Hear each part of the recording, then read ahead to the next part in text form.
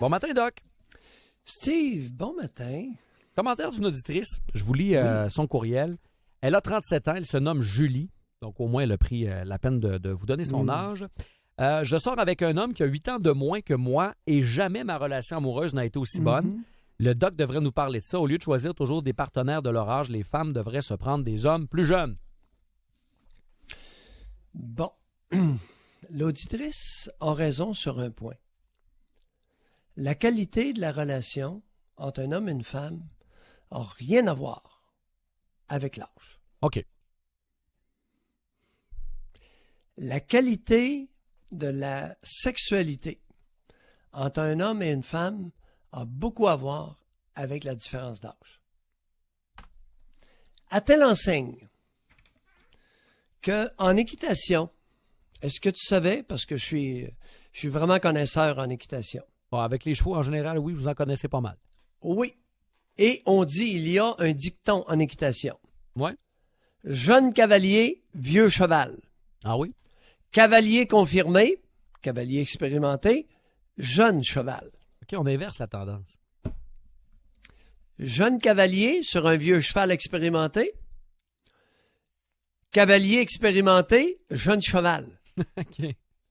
Donc, le mélange est intéressant. C'est ce que vous voulez nous pointer ce matin. L'équilibre. Bon. Oui. Autre point significatif. Question pour toi, Steve. Oui. C'est quoi le problème le plus fréquent rencontré chez les abbés de 40 ans? Chez les abbés de 40 ans? La bédaine. Ah oui. Ben oui. Oh oui, c'est sûr. On pourrait aller dans la trentaine aussi, là. La bédaine pousse dans la trentaine. Non, à 40, là. Oh, à 40, 40, 45, là. Oui, c'est affirmé. La bédaine. Oui. Crédible. Alors, messieurs, faites attention, parce qu'il y a de plus en plus de femmes qui sont sveltes et sportives. C'est vrai. Si ce matin, vous allez aux toilettes, puis vous avez de la difficulté, une grosse difficulté, même en vous contractant les abdominaux, à vous voir le pénis, problème. Oui. Oh oui. Problème possible. Oui. Problème probable. Je vous soumets un autre point, Doc. Peut-être intéressant. Lâche-toi. OK. Sur l'âge, mettons que j'essaie de faire du pouce un peu sur Julie là, et son histoire d'âge. Les femmes meurent aussi plus tard. Est-ce qu'il n'y aurait pas un avantage pour les femmes qui veulent avoir une relation à long terme? Non. Alors, l'espérance de vie est chez les femmes est de 81 ans, alors qu'elle est de 79 chez les hommes. Bon. 2 ans.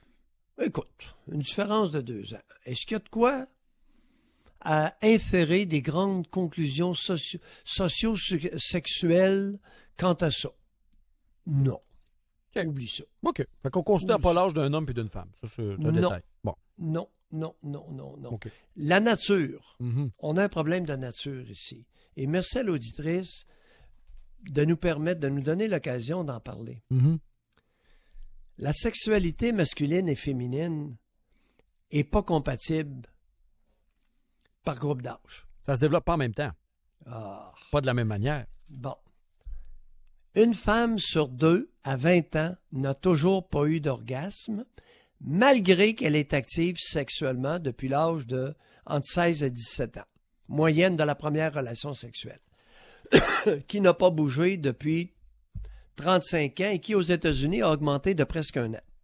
Et si on prenait le même chiffre chez les hommes, on arriverait probablement pas loin de 0. C'est-à-dire? Ah oui. Non, attends un peu, oui. Mais alors, on continue. Hein? Alors, une femme sur 2 à 20 ans n'a toujours pas eu d'orgasme, malgré qu'elle soit active sexuellement. Quand même alors, pas mal. Copule. Ben oui, c'est quand même pas mal. Elle n'orgasme pas. Une sur 2. OK? Chez les hommes, à 18 ans, 98% des hommes ont déjà éjaculé. C'est ça. C'est quoi cette affaire-là? Est-ce qu'il y a quelqu'un d'autre que moi qui voit là un problème intrinsèque? Est-ce que c'est que biologique, vous pensez?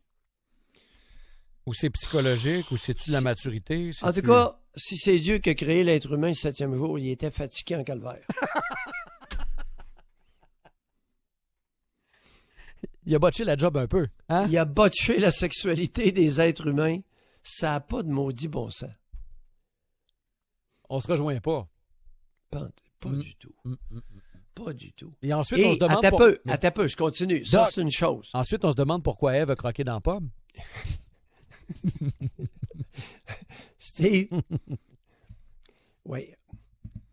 Ouais. Je vous ai un peu pris sur le flanc là, ce matin. Oui, tu m'as un peu désarçonné, là, mon Snorro. J'ai perdu le fil. Je m'excuse, Doc. Mais tout ça pour dire qu'on a quand même un déséquilibre important d'un point de vue sexuel au niveau de l'âge. Ça, c'est... Ouais, ça marche pas quand du tout. Hey. Ah oui, l'autre point, c'est que le jeune homme, à 18 ans, est au maximum de sa libido.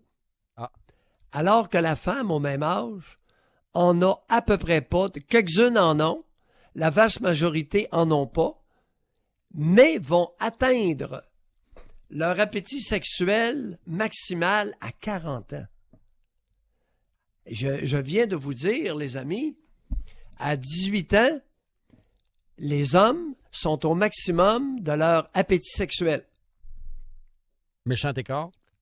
Et ça va tranquillement descendre plus ou moins vite, selon la bédaine, et le pot, et l'alcool, etc. Ouais. Ça va, et votre génétique, OK? Aussi. Ça va régulièrement descendre toute votre vie. La femme, la plupart des femmes, débutent leur sexualité à peu près 0 à 17-18 ans. Tranquillement, vont voir leur appétit sexuel atteindre leur maximum à 40 ans. Alors, il y en a une qui monte, puis l'autre qui descend. Ouais. Ça va pas bien à la shop. Non. Dieu y a fait une très mauvaise job au niveau de la sexualité masculine et féminine. Doc, elles sont pas compatibles. Pas compatibles. Doc, vous prenez à peu près pas ça, vous, hein? Pot, drogue, alcool, prenez à peu près rien de ça. Ouais, non, je suis plate. Ben, ça a certains avantages, j'imagine. Bon, je suis amateur de sexe un peu, là. C'est à peu près mon seul. Doc, vous avez amené un point intéressant. J'ai jamais été un gros buveur. Non, c'est ça. J'aime être en forme. Je veux terminer sur un petit point. J'aime travailler. Je veux terminer sur un petit point. J'aime gueuler. Oui. Alors, ça, on s'en rend compte. Doc, il y a un petit point intéressant. Vous m'avez parlé Vous m'avez parlé de libido féminine ce matin. Oui. J'ai une auditrice qui m'écrivait par Facebook. Elle dit « Ouais, puis après une grossesse, on entend ça des fois, la libido chez les femmes, l'effet de la grossesse. C'est uniforme de ce que vous entendez, de ce qui est connu, là? » Steve, après les grossesses, là, il y a des femmes qui n'ont plus de libido. Elles pourraient peut-être se demander avec qui j'ai plus de libido. La question est lancée. Doc, on vous souhaite une bonne émission à 9h30 ce matin. Parce que dans mon bureau, là, c'est la première question que je demande. Oui. Celles qui n'ont pas compris, là, et ceux qui n'ont pas compris, là, ils n'ont pas de libido, mais avec le partenaire. Mais remarquez, on pourrait poser... Qui sent la poudre bébézone. Ça donne que quand elle passe aux côtés d'un qui vient de transpirer, d'un homme qui vient de suer. Hey, mais vous êtes chien avec le bon Dieu ce matin, Doc, là. Vous êtes pas correct avec le bon Dieu. On vous souhaite une bonne journée. On vous écoute à 9h30. Salut, Doc. Cuba! Vous avez réussi votre KO. Vous aimez ça à la boxe? Vous en avez réussi un bon ce matin. Oui. Nice. Bonne journée. Le Doc contre le bon Dieu. 1-0 pour le Doc. Dieu.